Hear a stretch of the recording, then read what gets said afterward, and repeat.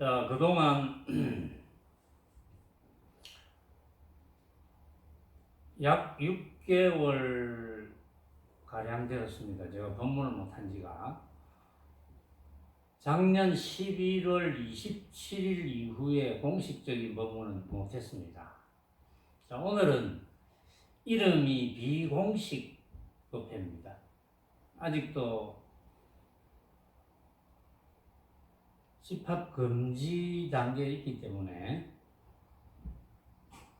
지금 유튜브를 듣는 분들도 왜 유튜브를 좀 올려주지 않느냐 뭐 그런 이야기를 하시는 분이 계시다는데, 제가 직접 듣지는 않았지만 간접적으로 이야기가 들어오고 있거든요. 그러나 오늘은 부처님 오신 날 불기 2562년입니다. 제가 한 번씩 이제 안타까워하는 부분도 있고,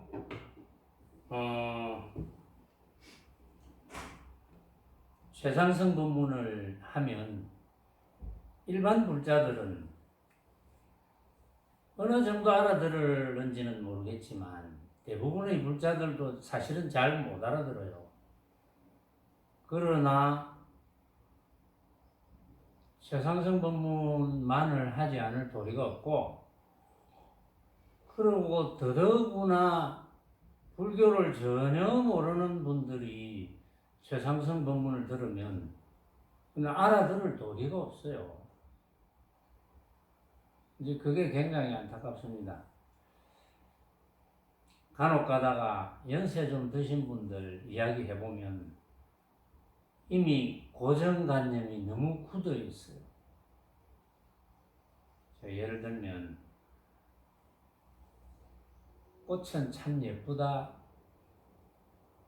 이런 고정관념을 가지고 있으면 그거 깨기가 힘들거든요. 그거하고 같습니다. 그래서 연세가 드신 분들은 세상을 오래 사면 오래 살수록 자신이 경험한 것이 맞다는 생각이 너무 강하기 때문에 고치기가 굉장히 힘들어요. 이제 그런 걸 많이 느꼈습니다. 오늘 본문은 불교를 전혀 모르는 사람들을 위한 법문, 또 그동안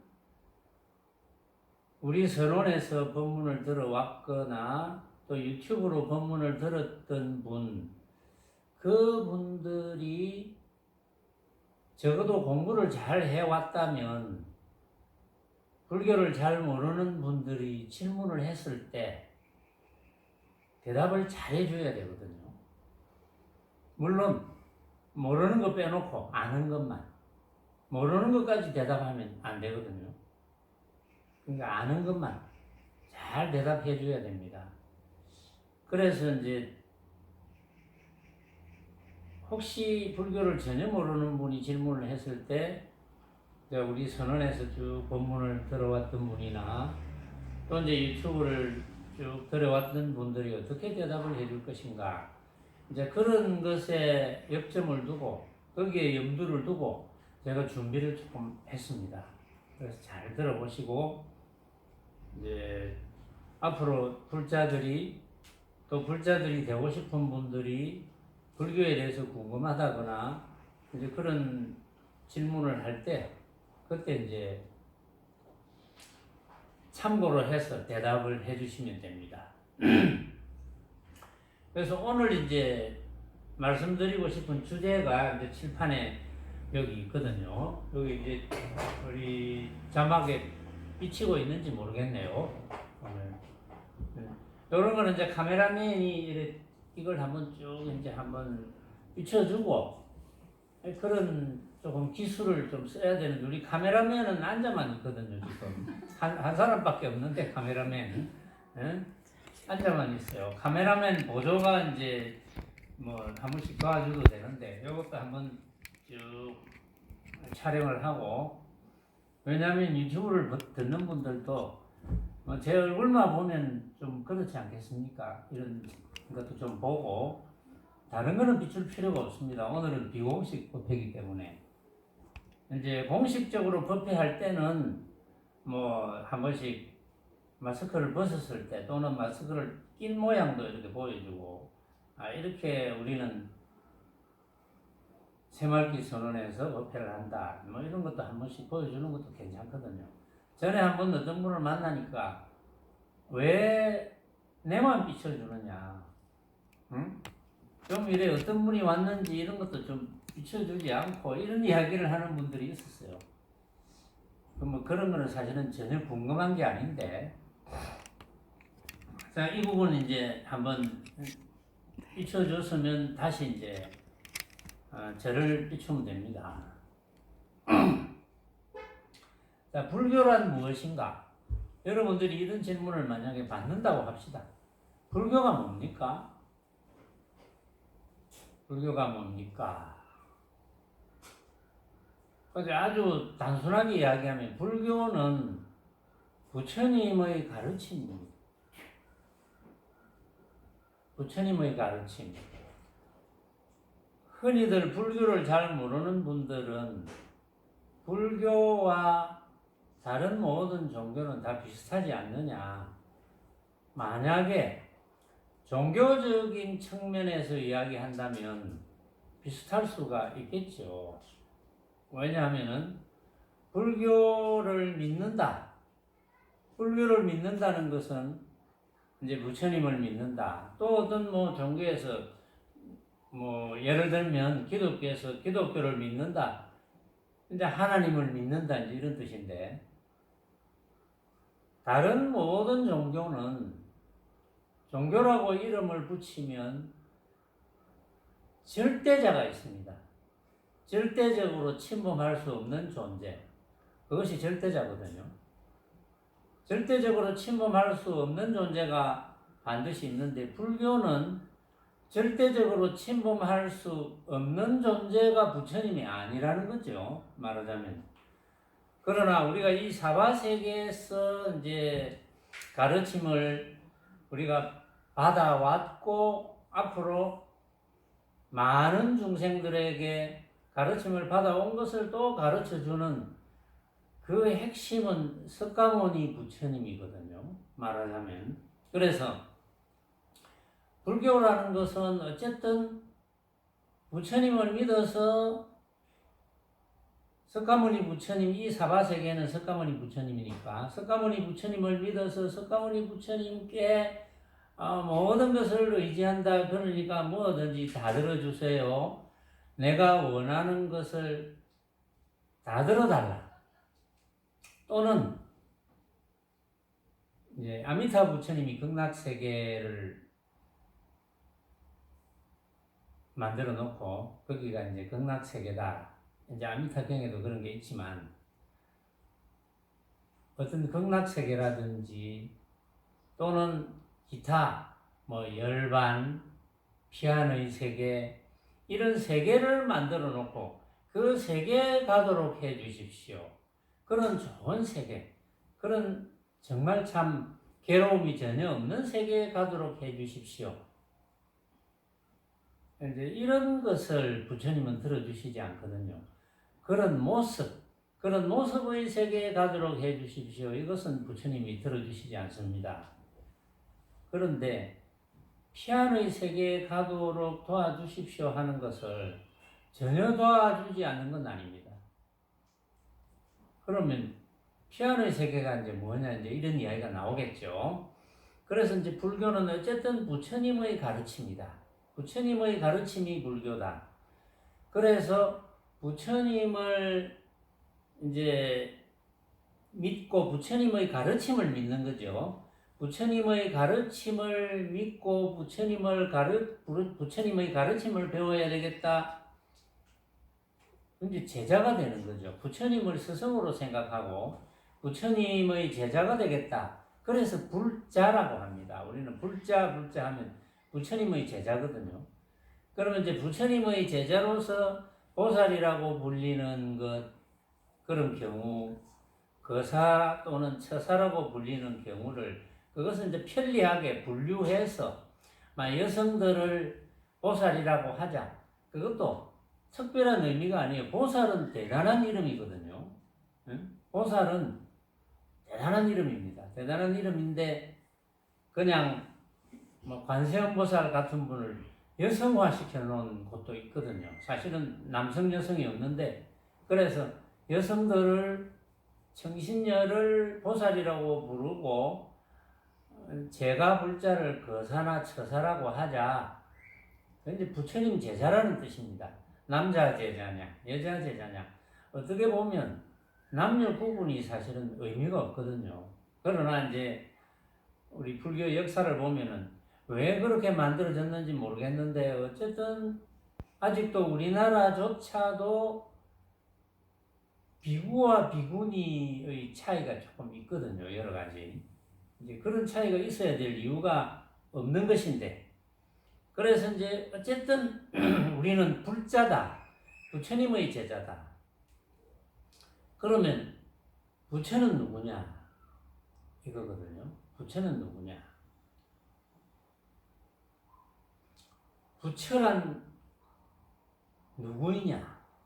부처라는 것은 사실은 정법, 즉 바른 법을 가르치러 이 사바세계에 오신 석가모니 부처님.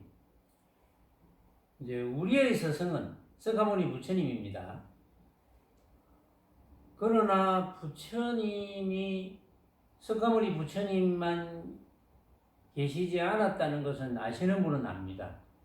그래서 저 유마경에도 끄트머리 보면 현급에 천부처님이 생기게 된 연유가 나와요. 유마경에. 그래서 현급만 해도 천부처님이 계셨고 그리고 지금 이 사바세계에서의 불교의 역사는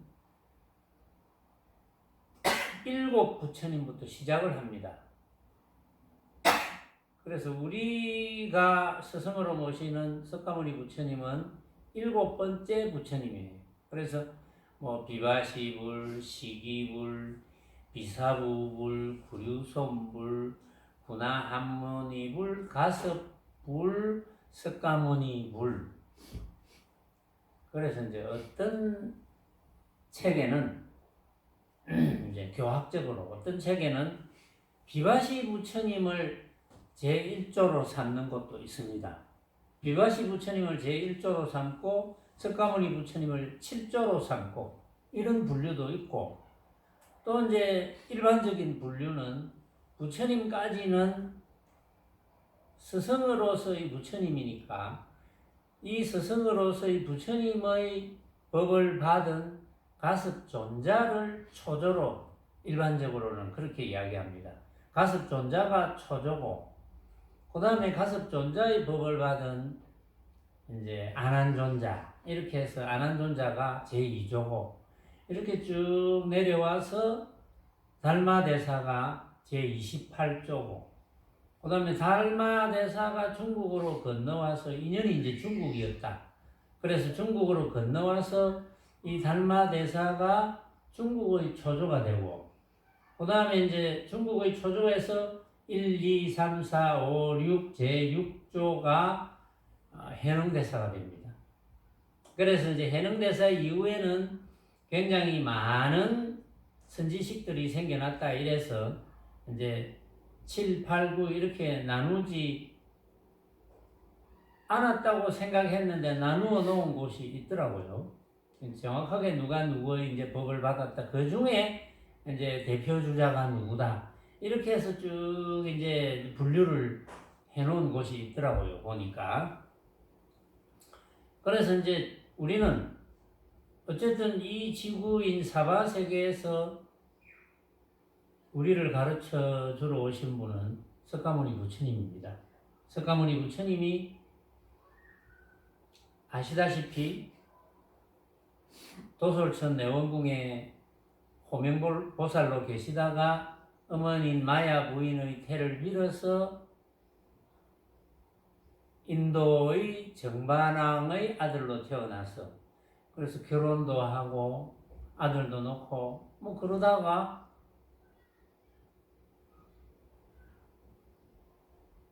성 밖을 뛰쳐나와서 그럼 그것도 인연이겠죠. 인연인지 설정인지 모르겠지만 성 밖을 뛰어나와서 수행하는 과정을 이제 겪으시고 그러고 나서 새벽별을 보고 도를 깨쳤다. 이게 이제 석가모니 부처님의 일대기에 대한 이제 줄거리 중에 하나인데 오늘은 가능하면 경전에 쓰여 있는 이야기를 가지고 여러분들에게 근거 제시를 한번 해보겠습니다. 부처님의 84,000 대장경이라 하는데 뭐 경전이 굉장히 많아요. 그 경전을 압축해가지고 이렇게 이제 만들어 놓은 한글 대장경도 있는데, 그 학자들에 의하면 수많은 경전 중에는 그 뒤에 선지식들이 좀 가미해서 만들었다 이런 설도 있거든요. 그러나 뭐 그건 또 그 일이고, 법화경 열애 수량품에는 이런 이야기가 있습니다.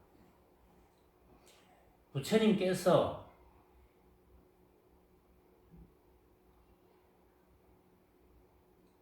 일체 세간 천인 아수라들은 모두 말하기를 지금의 석가모니 부처님은 석가족의 궁전에서 나와서 가야성에서 멀지 않은 도량에 앉으사 안욕보리를 얻었다고 말하지만 선남자여 내가 실로 성불한 지는 무량, 무변, 백천만억 나유타겁이니라 이렇게 부처님께서 직접 말씀하셨어요.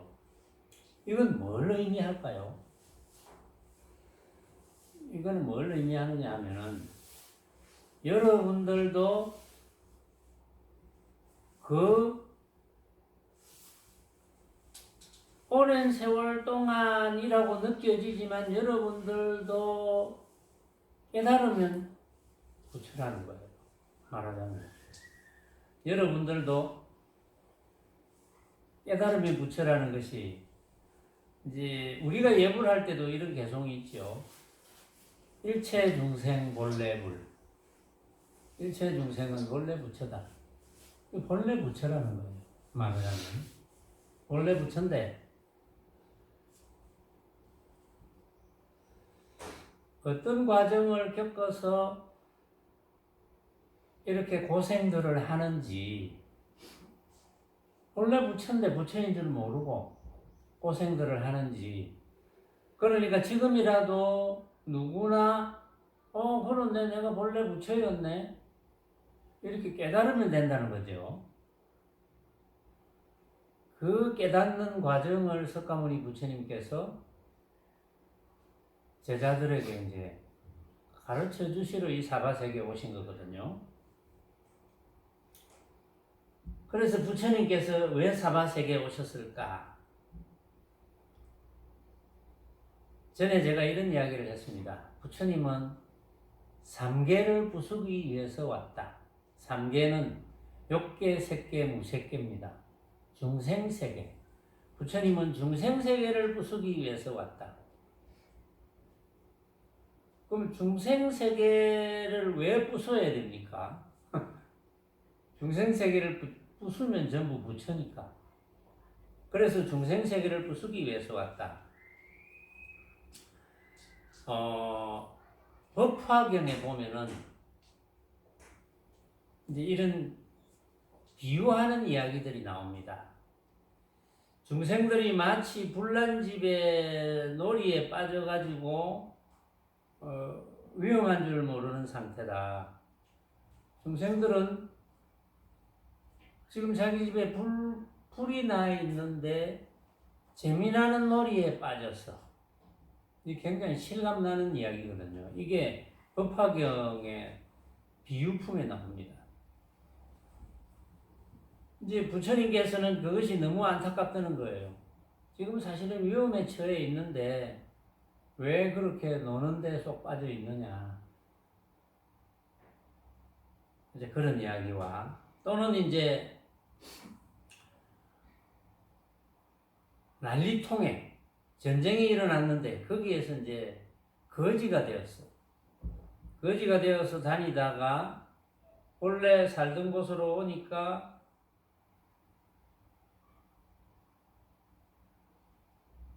자기 부친이 이제 모든 것을 회복해서 있는 상태인데 아들임을 알아보고 너는 내 아들이다. 내 아들이지 않느냐. 그래서 이제 편안하게 지내라. 이렇게 이제 권유를 하는데도 거지의 습성에 물들어가지고 편안하게 지내기는 지내는데 아무것도 하지 않으려고 한다든지 게으르다든지 이런 것을 버리지 못한다.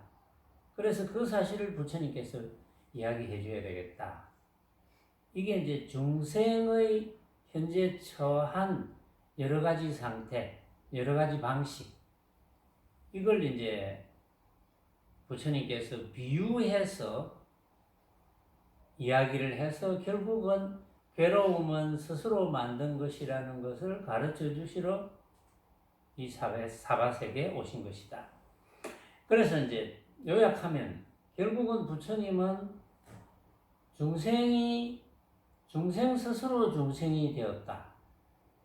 그래서 본래 괴로움이라는 것은 없는 것인데 사실은 자기가 생각으로 만든 것인데 괴로움은 너가 생각으로 만들었다는 것을 적극적으로 가르쳐 주기 위해서 84,000 법문을 하신 거거든요. 그렇게 해서 스스로 괴로움을 벗어나야 된다. 스스로 괴로움을 벗어나야 된다고 하는 것을 가르쳐 주시러 이 사바세계에 오셨다. 스스로 괴로움을 벗어난다는 것은 결국은 스스로 걸림없는 행위를 하고 걸림없는 행위를 하면서 한 세상 유유자적하게 지내면서 나중에 한번 태어났으니까 한 번은 죽지만 죽는 상황에도 우리가 살아서 어떤 행위를 하는 것과 똑같이 받아들일 수 있느냐 없느냐, 그것도 하나의 모습이다. 내가 생각으로 만든 모습이라는 것을 충분히 가르쳐 주시러 이 사바세계에 이제 오신 거거든요. 그래서 이제 구체적으로 그러면 부처님께서 무엇을 가르치시는가? 이제 경전에 있는 내용을 또 이제 여러분들에게 소개하면서 이야기를 해봅시다. 무쟁분별경이라는 경전이 있습니다. 무쟁, 싸움이 없다. 무쟁분별경에 보면은 부처님께서 수보리 존자에게 금강경에 등장하는 부처님 제자죠. 금강경에 보면 수보리야 불러놓고 어쩌고 저쩌고 이런 말씀을 하시는데 부처님께서 수보리에게 다른 사람들과 다투지 않아서 무쟁, 다투지 않음, 싸우지 않음을 수행하는 아주 훌륭한 수행자라고 칭찬을 하는 부분이 나옵니다. 무쟁분별경에 보면은 부처님께서 어느 날 이제 점심 공양을 마치고 숲속에서 편안하게 계시는데 거만한 석가족 출신이, 이제 인도에는 계급이 있잖아요. 일반 사람들도 다 이제 계급이 있거든요. 아는 사람은 다 알죠. 계급이 있는데 그 계급 중에 가장 높은 계급에 속하는 분들이 이제 석가족인데 석가족 출신이 부처님께 와가지고 거만하게 질문을 합니다. 당신은 제자들에게 무엇을 가르칩니까? 이렇게 질문을 합니다.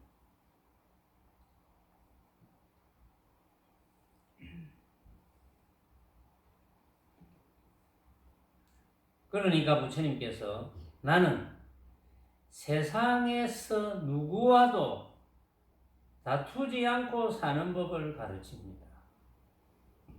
싸우지 않고 사는 법을 가르칩니다. 누구하고도 갈등을 일으키지 않습니다. 이런 걸 가르칩니다. 굉장히 중요한 문제거든요. 누구하고도 다투지 않는 법을 가르친다. 자, 다투지 않는 법. 요거 이제 여러분들이 생각을 하시고, 제가 여기 이제 좁아서 잘 다 못 적습니다. 다투지 않는 법. 무쟁 적어 놓을게요, 여기에.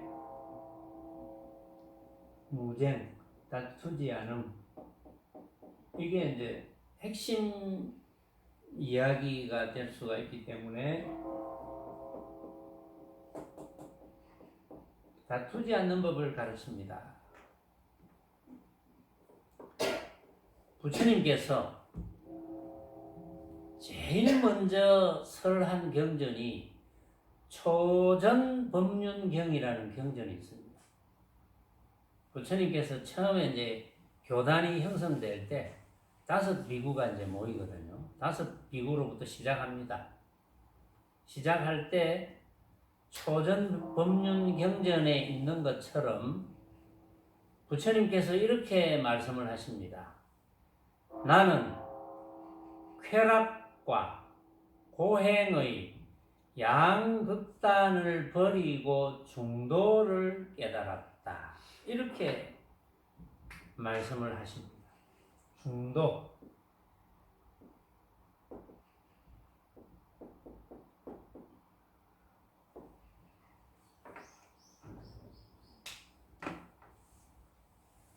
무엇을 가르치시는가 까지 했으니까 여기까지 좀 지워줘. 4번까지. 그 원이요. 1번, 2번, 3번, 4번 제목을 좀 지워줘. 제목은 다 이제 알고 있으니까.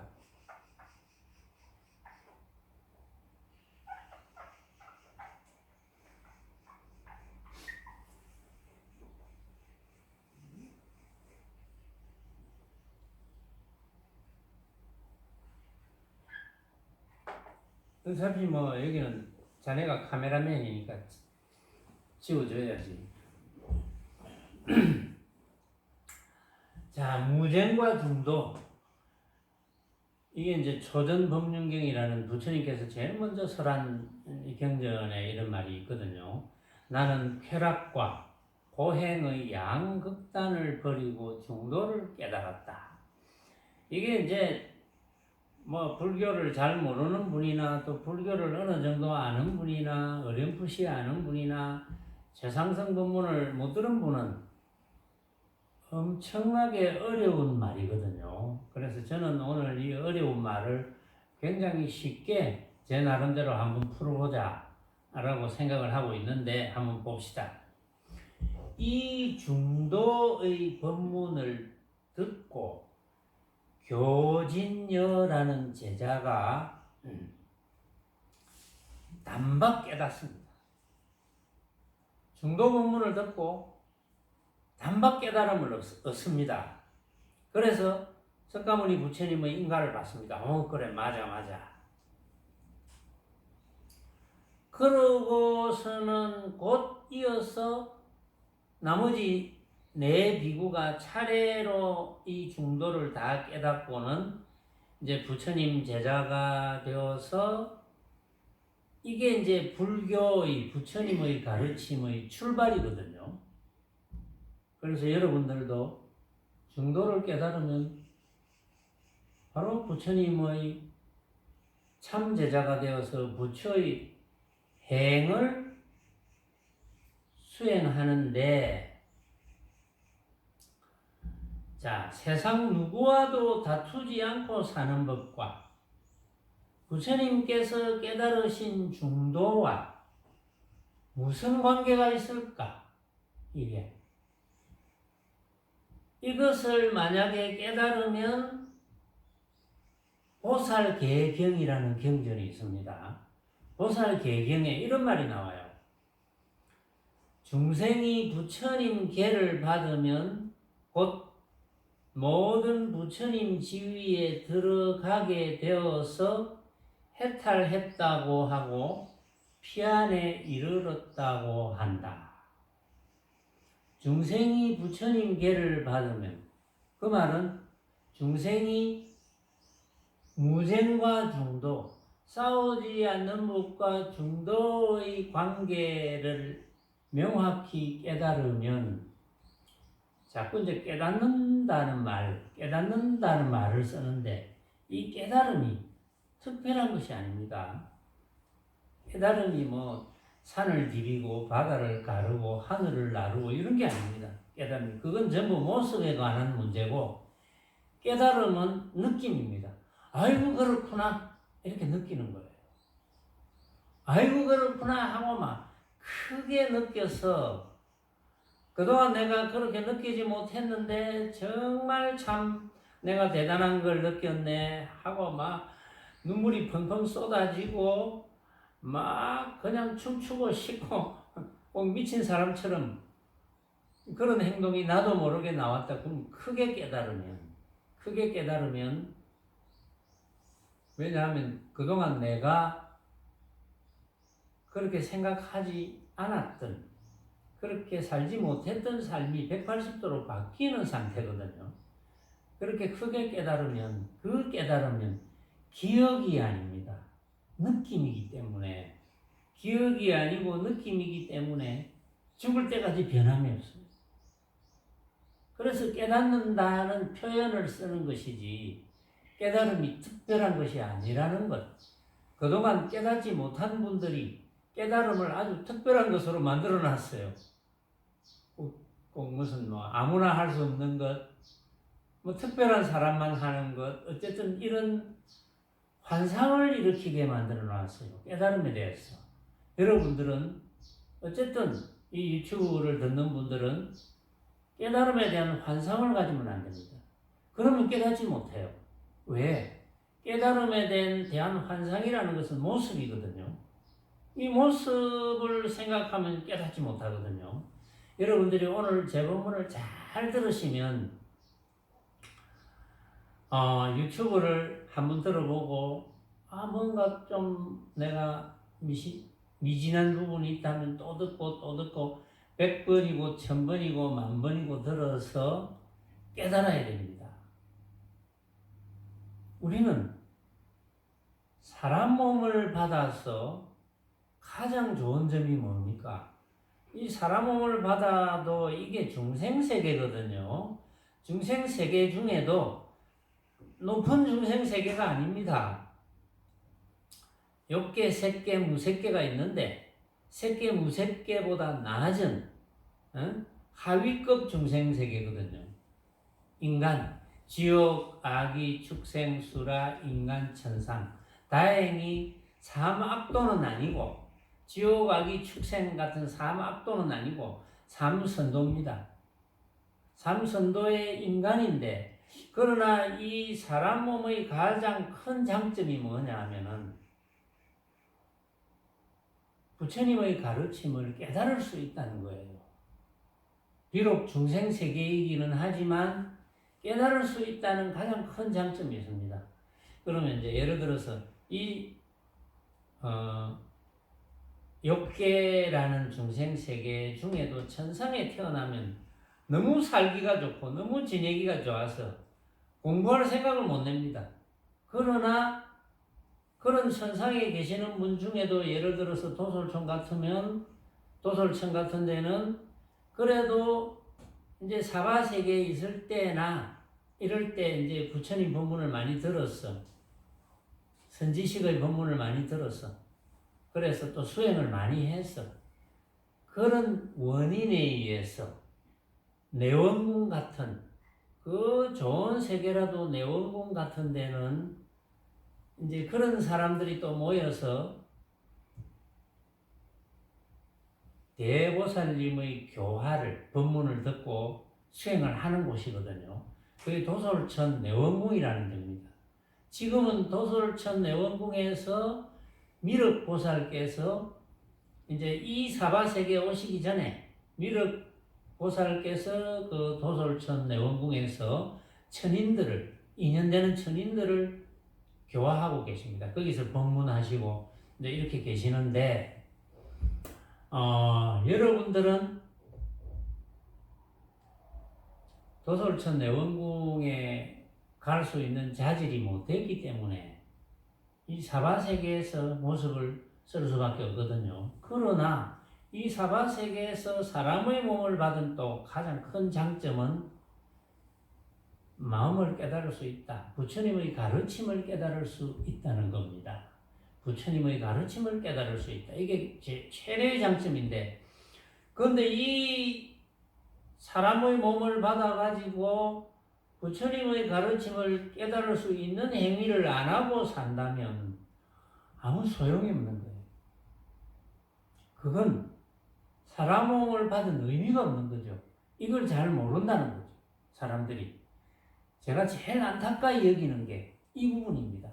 아까 비유를 이제 한다고 그랬죠. 부처님께서 아이고 중생들이 참 이 불난 줄도 모르고 저렇게 논다고 맛있는 거 찾아다니고 재밌는 거 찾아다니고 그런다고 한 세상 쓸데없이 보내네. 너무 안타깝다. 그러면서 쓸데없는 습관 이런 걸 붙여서 저렇게 귀한 사람 몸을 받았는데 한 세상 허송세월 한다. 너무나 안타깝겠죠. 여러분들도 아마 이런 생각을 가지고 있는 부처님이라면 당연히 같이 안타깝겠죠. 정말 안타까운 거예요. 이제 저도 어떤 인연이 되어서 저도 부처님의 가르침을 깨닫고 보니까 너무나 안타까웠어요. 그래서 우리 새마을교회 선언이 자연스럽게 생겨난 지가 지금 30년이 넘었지 않습니까? 31년째인데 어쨌든 30년이 넘게 제가 이렇게 부처님의 제자로서 부처님의 가르침을 받아서 부처님의 가르침을 알아듣지 못하는 분이 너무나 안타깝다. 이래서 이제 자나깨나 어떻게 하면 이 부처님의 가르침을 알아듣도록 할 수 있을까? 저는 그 생각만 하거든요. 어쨌든 간에 그 생각만 안 할 도리가 없습니다. 여러분들도 만약에 저처럼 그런 생각을 하시겠죠. 이 유튜브를 듣는 분들도. 만약에 여러분들이 자나깨나 어떻게 하면 내가 이거 알고 있는 걸 다른 사람에게 가르쳐 줄까? 라고 생각하는 심정이 된다면 그건 부처님의 가르침을 깨달으면 저절로 그렇게 되는 거예요. 이건 누가 시켜서가 아닙니다. 왜냐하면 부처님의 가르침을 깨달으면 부처님의 가르침을 깨닫지 못한 분들을 쳐다보면 당연히 안타깝죠. 왜? 괴로움을 느끼지 않아도 될 수 있는 거를 쓸데없는 괴로움을 느끼고 하니까 그걸 너무나 환하게 알고 있으니까 안타까운 건 당연하겠죠. 여러분들도 제 입장이 되면 당연히 그런 분들이 안타깝겠죠. 그래서 저는 이 77억 인구가 너무나 안타깝거든요. 그래서 이제 온갖 자료를 제 나름대로 또 찾아보고 있습니다. 그래서 보살계경에 어쨌든 중생이 부처님 계를 받으면 부처님의 가르침을 깨달으면 곧 모든 부처님 지위에 들어가게 되어서 해탈했다. 피안에 이르렀다. 이렇게 이야기하는 거예요. 피안이 어떤 장소가 있는 게 아닙니다. 해탈이 피안입니다. 해탈, 벗어남. 구속에서 벗어남이잖아요. 해탈이. 이야기가 조금 길어질지도 모르겠어요. 그러나 조금 길어지더라도 끝까지 경청해 주셨으면 좋겠습니다. 그러나 제가 이제 할 말은 해야 되니까. 자, 아까 핵심이 싸우지 않는 법을 가르친다. 중도를 깨달았다. 이런 말씀을 드렸고, 자, 불교 학자들의 말에 의하면 동아시아의 선을 처음 전한 분이 달마대사인데 달마대사의 어록이 선과 도노의 단박깨침, 도노의 입장에서 보면 근거가 좀 약하다. 그래서 선사들 중에는 달마대사의 의록을 인정하지 않는 분이 굉장히 많답니다. 저도 최근에 불교신문에서 그런 이야기를 처음 접했거든요. 그래서 육조 해능대사와 관계되는 육조 단경을 선종의 교과서라고 한다고 이야기를 해요. 굉장히 저는 의아했거든요. 그런 일이 있을 수 있나? 분명히 바냐다라 존자 27조 인도에서 바냐다라 존자의 법을 받고 바냐다라 존자가 자네는 달마 자네는 저 중국 쪽으로 인연이 되는 것 같아. 왜냐면 달마 대사가 가기 전에도 불교가 없은 게 아니었거든요. 불교가 있었지만 거기는 전부 엉터리 불교를 하고 있으니까 자네가 이 돈법, 단박 깨닫는 법을 전하를 좀 가졌으면 좋겠다. 이래서 달마 대사가 중국으로 갔어요. 중국으로 가가지고 해가 승찬, 도신, 홍인하고 홍인의 법을 해능대사가 받았잖아요. 그런데 달마대사의 의록이 근거가 약하다 이래서 육조 해능대사를 선종의 교과서다. 해능대사의 말씀을 선종의 교과서라 한다. 이런 이야기가 있는 것이 조금 의심스러웠어요. 그래서 육조단경을 제가 좀 살펴봤습니다. 육조단경을 제가 4종류를 가지고 있습니다. 4종류를 네 종류, 원래는 제가 가지고 있는 4종류가 원래 육조단경은 5종류가 있는데 그 5종류에 해당하는 덕이본, 무슨 본, 돈황본, 제일 마지막에 발견된 것이 돈황본입니다.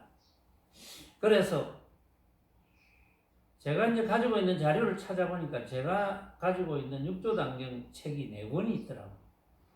그 중에 무슨 본 이런 게 아니고 그냥 육조단경을 해설한 책, 이런 책들이 4권인데 그 중에 2권은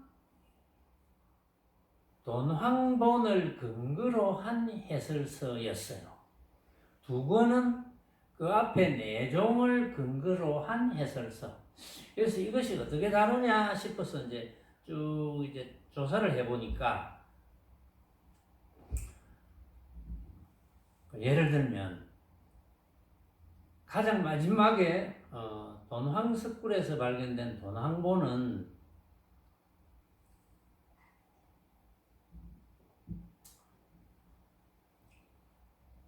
전반적인 내용은 비슷해요. 그럼 돈황본 말고 그 앞에 4종에는 공통된 점이 해능이 이제 홍인대사를 밤에 만나지 않습니까? 홍인대사가 오라 그래가지고 밤에 온나. 그래서 금강경을 설해 주는데 거기서 확철대오를 해서 홍인대사의 법을 받고 그 당시는 분위기가 잘못하면 법을 받았다 이러면 그 사람을 막 해치려고 해요. 왜냐하면 법을 받았다는 것이 심표로 이제 의발을 받았다 이렇게 되는 거거든요. 그러면 부처님의 의발을 전해받았다 이래서 부처님의 의발을 뺏어버리려고 해요. 그것이 뭐가 대단한 것이 있는 것처럼 생각해. 그것이 문제가 아니거든. 마음법을 해탈될 수 있는 법을 인정을 했다 이런 뜻인데 법을 받았다는 것이 받을 어떤 법이 있는 줄 알아. 받을 어떤 것이 있는 줄 알아. 그래서 그 당시의 분위기는 홍인대사가 해능 보고 나는 빨리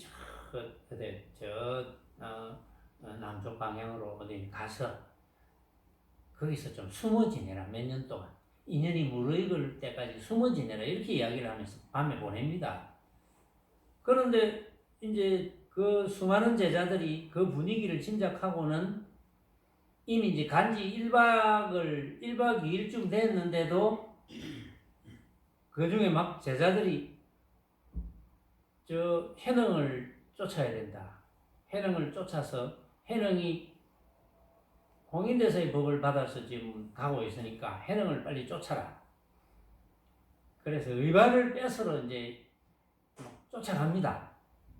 가는데 대부분은 중간에서 중지를 해요. 너무 머니까.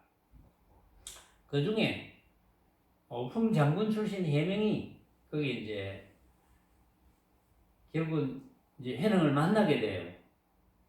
해능을 만나니까 해능이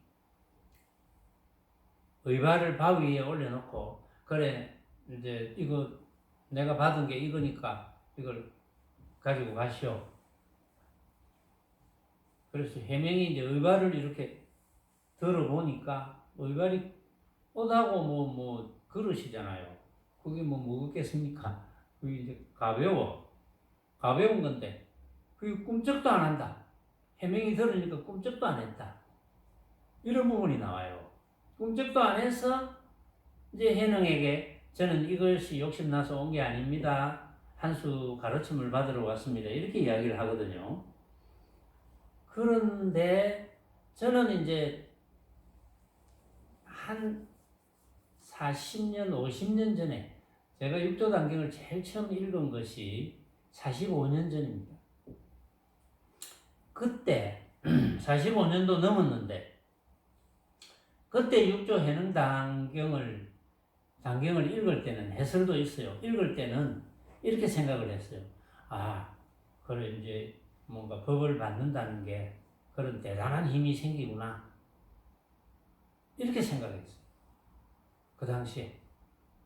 아, 홍인대사의 법을 받았으니까 의발이라는 것을 해능이 들고 다녔지만 그 쫓아왔던 장군은 막 키가 크고 덩치가 좋고 장군 출신이니까 막 힘이 장사거든요.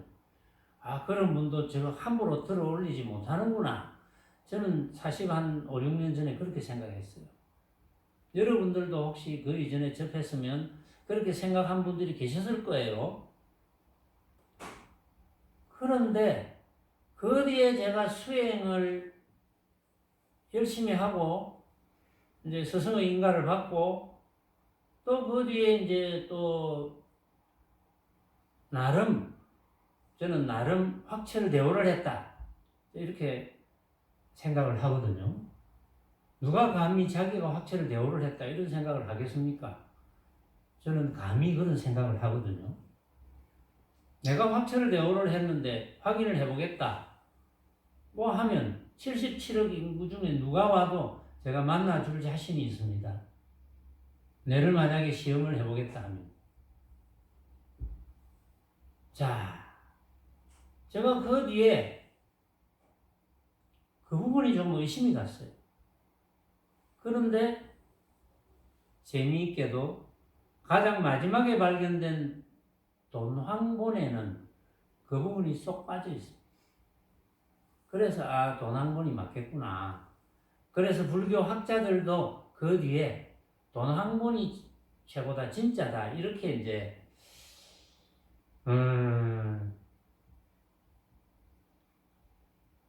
설명을 하기 시작했는데 물론 돈황본에도 빠져 있는 게 있을 수도 있어요. 그런데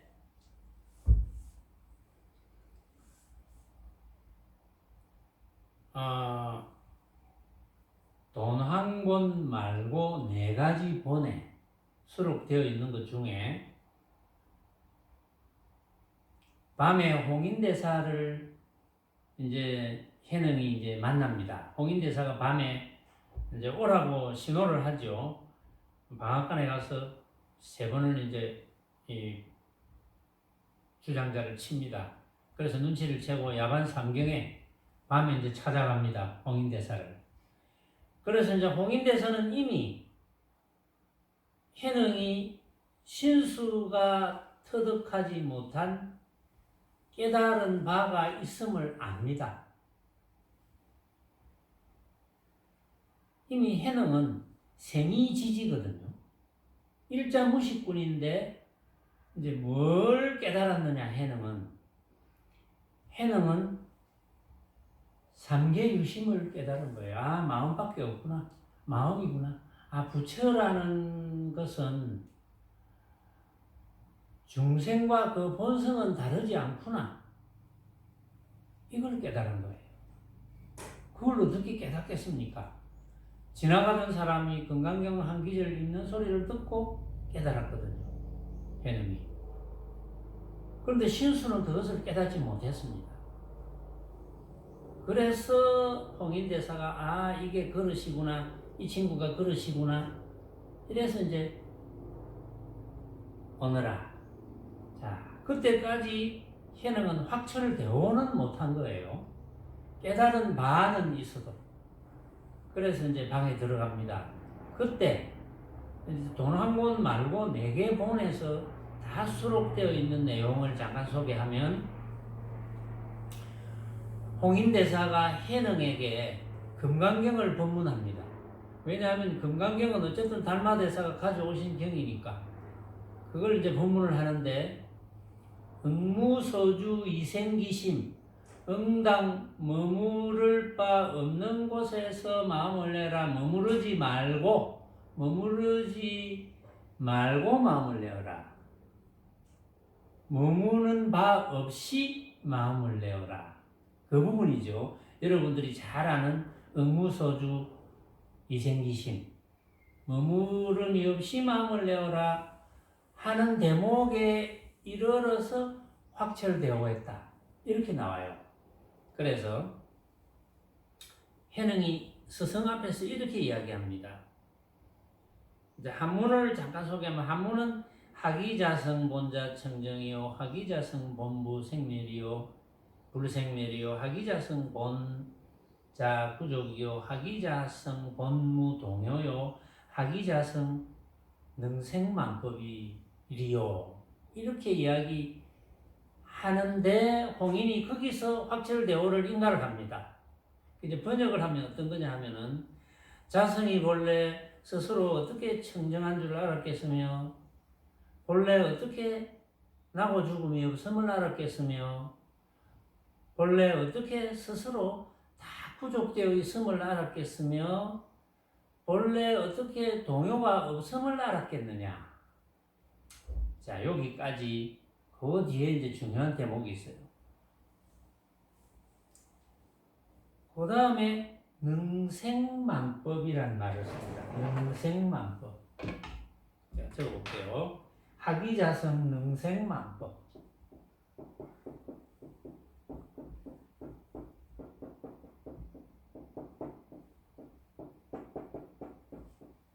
능생만법.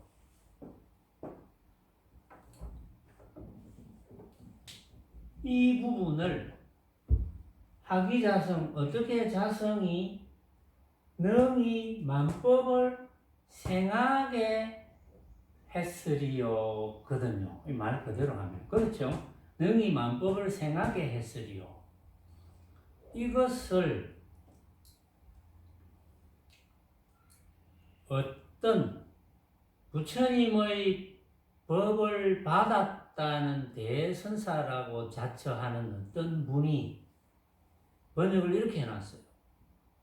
능생만법을 자성을 쫓아 만법이 나는 것을 어찌 알았으리요. 이렇게 번역을 해놨어요. 자성을 쫓아 만법이 나는 것을 어찌 알았으리요. 여러분들이 이제 알아듣는 사람은 알아들을 거예요. 아, 이게 틀리구나. 그런데 이게 이제 부처님의 법맥을 받았다는 분입니다. 받았다는 분이 번역을 한 거예요. 그래서 저는 그때 알았어요. 아, 이분이 확철대오를 못했구나. 그때 제가 뭘 알았냐 하면은, 왜 아까 학자들의 말에 의해서 동아시아의 선을 처음 전한 분이 달마대사인데, 왜 달마의록이 선도노 입장에서 근거가 약하다고 했을까?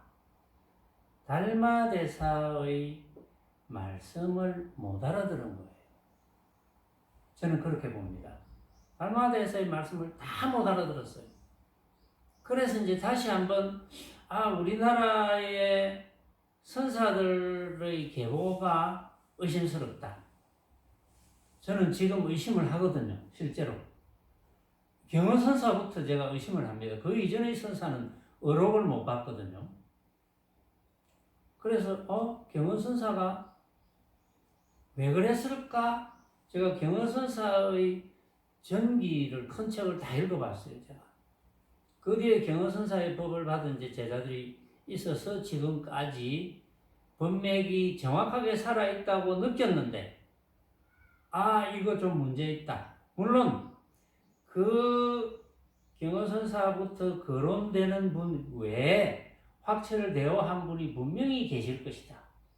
분명히 계시는데 그분은 그 계보와의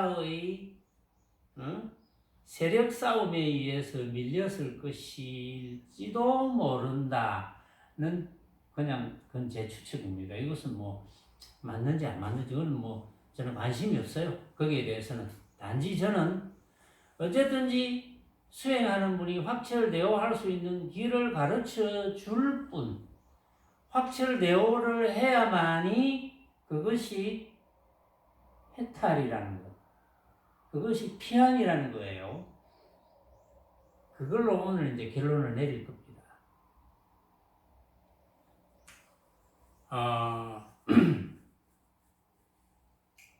부처님 가르침 외의 다른 잘 사는 방법이 있을까?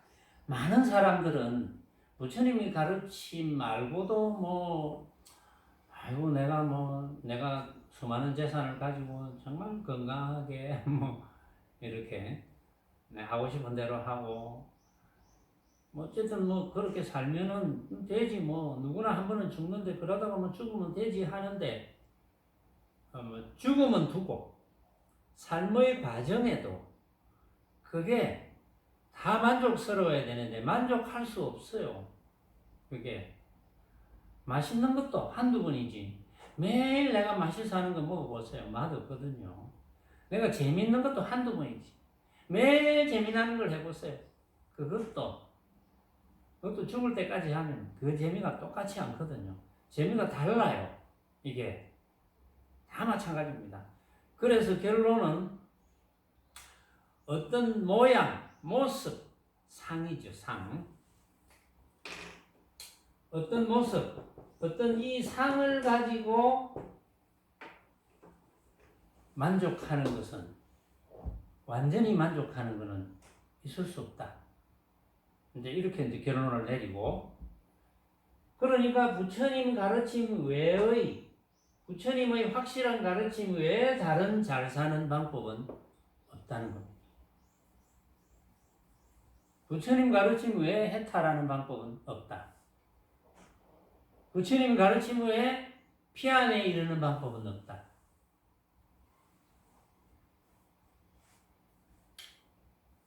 자, 그 다음에 활용하는 문제거든요. 아까 제가 무쟁과 중도에 대해서 아직 결론을 못 냈거든요. 여기서 결론을 내려줘야 지금까지 해탈 못한 분이 해탈을 할 수가 있는 거죠. 무쟁, 싸우지 않는 겁니다. 싸우지 않음.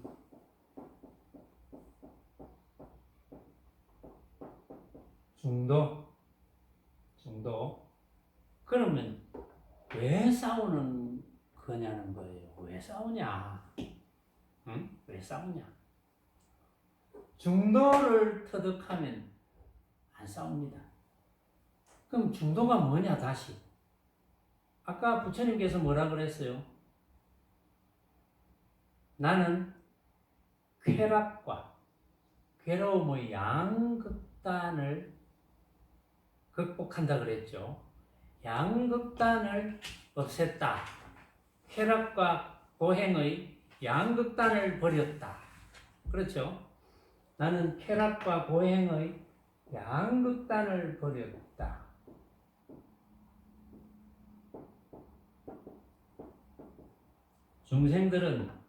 중생심은 쾌락을 추구합니다. 쾌락을 추구하면 반드시 쾌락만큼의 고행이 따라다닙니다. 참 묘하죠. 그래서 이걸 잘못 해석해서 어떤 수행자들은 아이고 그래 쾌락을 추구하면 고행이 따라다니지. 차라리 고행하자. 고행하면 쾌락이 오겠지.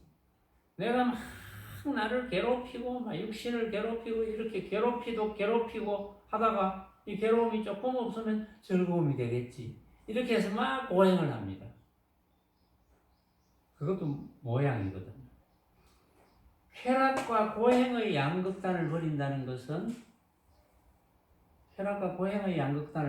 것은 이제 대표적인 모습이죠. 쾌락이다, 고행이다. 있음과 없음, 밝음과 어두움 같은 온갖 모습입니다. 온갖 모습을 여러분들이 늘 이야기 듣지 않습니까? 달마대사의 만법유식이라는 이제는 만법유식이 우리 주방에도 있죠. 작품으로 있습니다. 만법유식을 제가 이제 이야기합니다. 만법유식을 알아야 삼계유심이 된다고.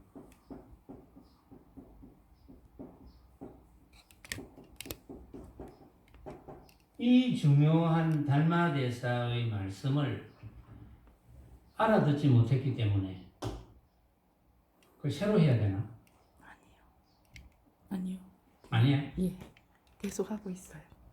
이 중요한 만법유식과 삼계유심의 달마대사의 말씀을 알아듣지 못했기 때문에 달마대사의 말에 근거가 없다 이렇게 생각하는 거예요. 알아들었으면 근거가 없다 안 하죠. 당연하게. 만법은 온갖 법입니다. 이게 이제 예를 들면은 화엄경이라든지 이제 이런 데 있는 뭐 약인용료지 삼세일체불 은관 법계성 일체유심조 응관 응당 법계 만법계의 성질을 잘 관찰하면 이 만법의 성질을 잘 관찰하면 만법의 성질이 뭡니까? 만법의 성질이 뭡니까? 그러면 이제 안어부는 알죠? 만법의 성질은 뭡니까? 가짜라는 거죠. 그럼 왜 가짜가 되느냐? 만법의 성질은 왜 가짜가 되느냐? 만법은 온갖 모습입니다. 만법은 온갖 모습입니다. 일체상이거든요. 일체상. 만법은 온갖 모습입니다. 일체상은 오로지 인식이다 하는 거죠. 일체의 모습은 오로지 인식이다. 내가 어떻게 인식하느냐에 달렸다. 내가 어떻게 생각하느냐에 달렸다. 제가 주장자 법문을 많이 하잖아요. 이제 많은 선지식들이 이렇게 법문을 합니다. 저도 옛날에는 그렇게 법문을 했어요. 많은 선지식들이 일체는 변하는 거니까 가짜야. 사실은 가만히 생각해 보면 변한다고 가짜는 아니죠.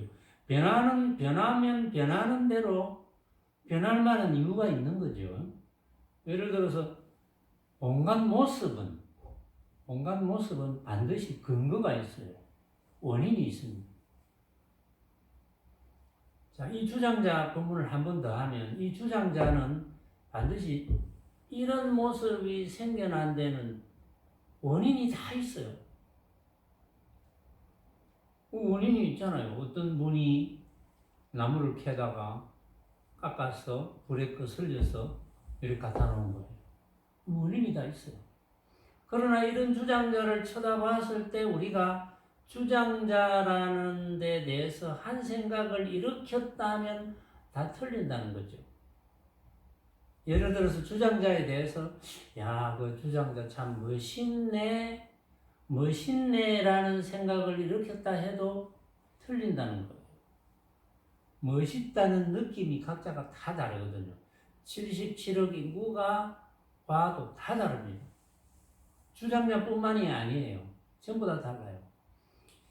자, 모습은 변하는 거기 때문에 가짜다.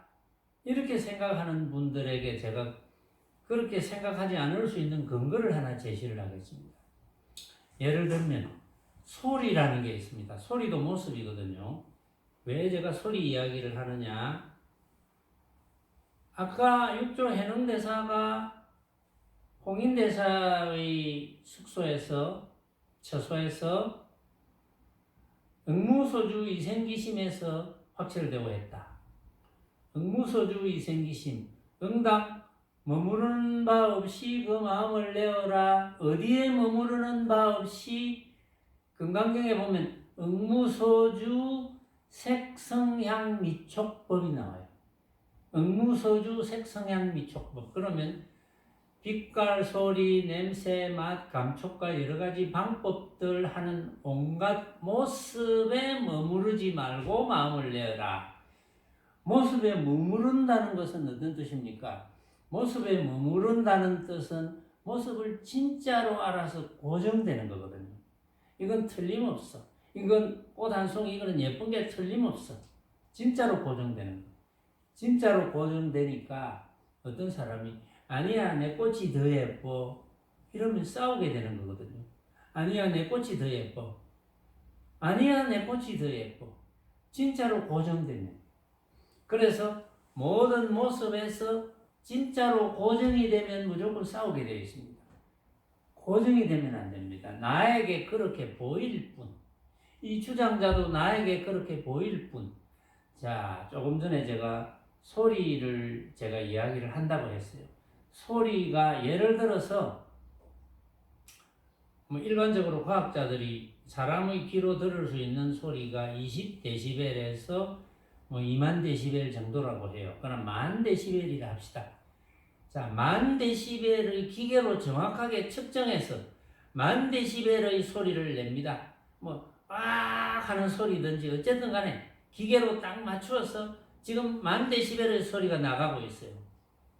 그 만 데시벨은 고정이거든요. 만 데시벨, 고정적인 만 데시벨의 소리가 나가는데 그 소리를 듣는 사람은 어떤 사람은 시끄럽다, 어떤 사람은 듣기 좋다, 시끄럽지만 어떤 사람은 많이 시끄럽다, 작게 시끄럽다.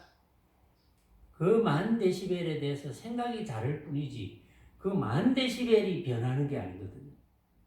만 데시벨은 일정합니다. 그러나 소리를 듣는 사람들의 생각이 다른 것이지 이렇게 다른 거거든요. 이렇게 다르다는 것. 그래서 우리는 집착해서는 안 된다는 것. 고정되면 집착하거든요. 집착하기 때문에 싸운다는 것. 그래서 무쟁은 싸우지 않으려면 중도를 알아야 된다는 것은 만법유식을 알아야 된다는 겁니다. 만법유식을 알아야 된다는 뜻이 바로 온갖 모습에 금강경에 아까 나왔던 응무소주 색성향미촉법 여기서 해능이 확철대오를 합니다. 아, 그렇구나. 일체는 다 내가 만든 거구나. 내가 생각으로 만든 거구나. 여러분들이 이 제 본문을 듣는 분들이 아, 그렇지. 내가 생각으로 만든 거로구나 라는 데 대해서 크게 느낀 바가 있으면 변함이 없을 거예요. 그것이 확철대오입니다. 바로.